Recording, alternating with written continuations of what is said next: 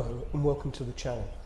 I'm whispering because I'm in a bird hide and the other twitchers don't like it when you make lots of noise, so I'm sort of whispering, but I hope you can hear me. This isn't the video that I'd intended to make, but I wanted to come out today to try a brand new lens that I've got, and my intention was to go and film some surfers down on the Cornish coast, but that hasn't worked out. But for now, I'm going to introduce my brand new lens, which is a 55 to 200mm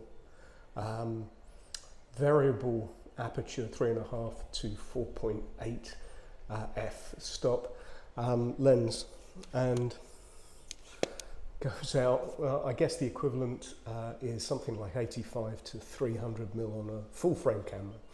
So I've come to my local country park where lots of twitchers come out to take pictures of birds. Now, I don't think this lens is perfect for that. It hasn't got quite the reach that would be useful, but I'm interested to see quite how far I can get.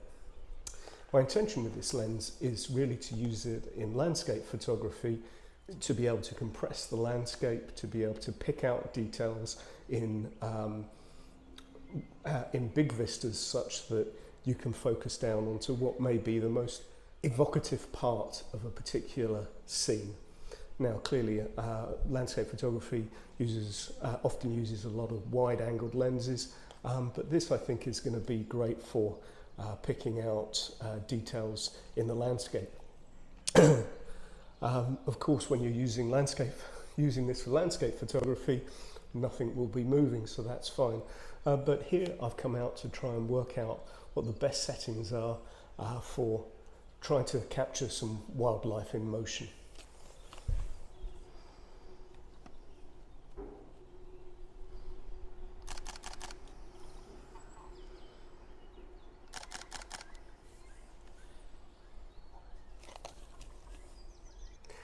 So to try and capture wildlife, what I've done is I set the camera to continuous focus mode. I've set the shutter speed at 2000. Now, it's a grey day today, so I've actually pushed up the ISO and I've left the aperture on auto mode. I'm going to try that a little bit and see what happens. In terms of drive mode, I've got continuous long shutter, so I can take multiple shots as a bird or an animal is tracking across the scene. So is often the case with wildlife photography. There's a lot of sitting and waiting to see what comes into the scene. No, nothing. No, nothing still. I could never be a good wildlife photographer. I have far too little patience.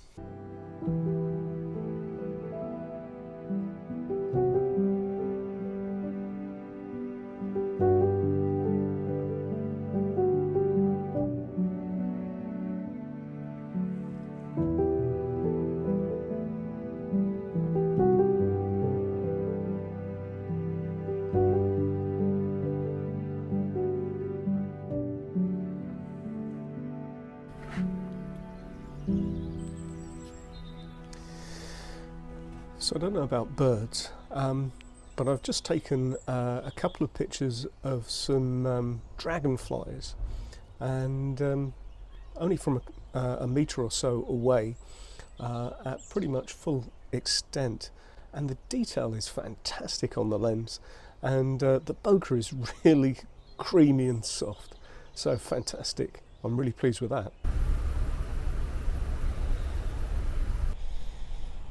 So where we are is a nature reserve, because it's been created over the years by lots and lots of mining of gravel, and this is the gravel works.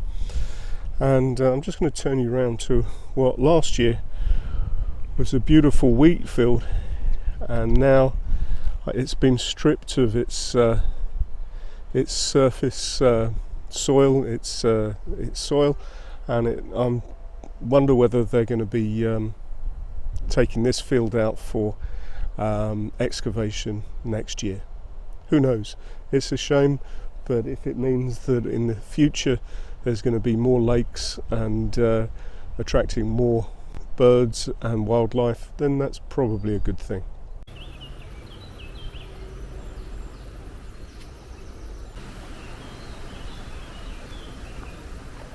So my first views of using the 55 to 200mm Fuji lens with a variable f from 3.5 to 4.8 is that it is not the perfect lens for wildlife photography, but I never intended it to be.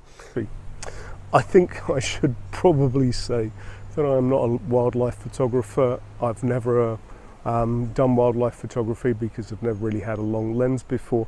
So if I haven't got great shots, it's probably more to do with the user than the lens. However, the autofocus is fast, the images tack sharp when the focus catches.